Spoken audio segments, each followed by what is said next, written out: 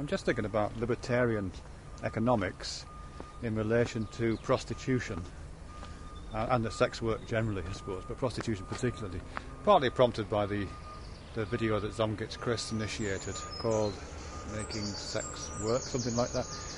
And I'm not saying they were advocating a kind of libertarian economic approach to sex work, but some of the responses that I've had back since seem to prompt that kind of a thought, at least.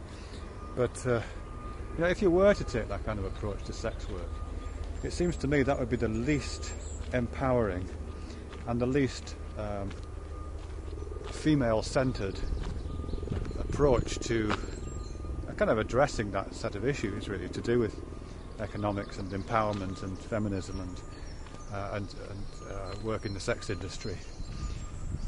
For a number of reasons, I think, really. Firstly, that kind of libertarian economic approach would drive down the prices. I mean, it's based on the idea of competition, and competition drives down prices. So from a consumer point of view, from my point of view as a potential consumer, it would be fantastic. All of those sexual services would be available cheaper.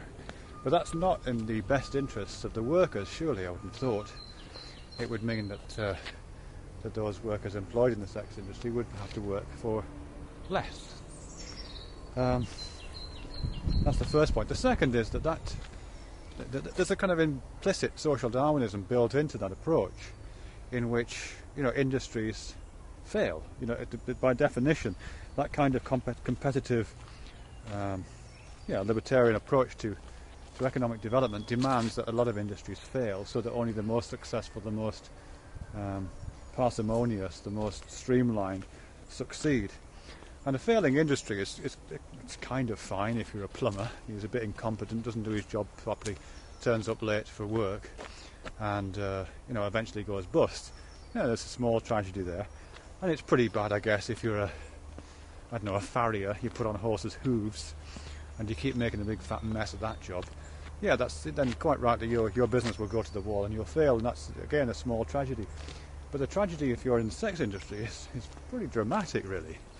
If you're failing in the sex industry, which means basically you're aging, because let's face it, the sex industry is primarily an industry for young people, primarily young women, and getting older in the sex industry is hard.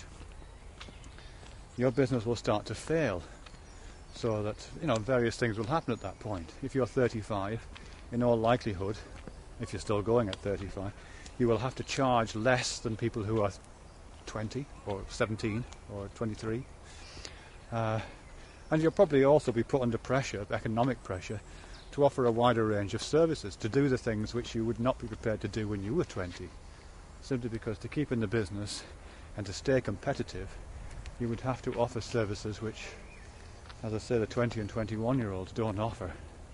And that can't be a good thing, can it, surely?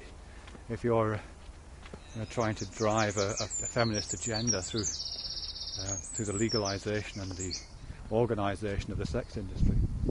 I would have thought that libertarian economics, market-driven, free market, laissez-faire economics, would be probably the worst thing you could ask for.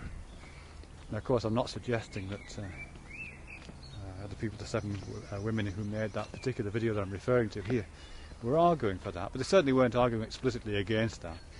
And a lot of the commentary around it, which I've seen since, does seem to point towards that kind of an approach. Can't be a good thing, surely.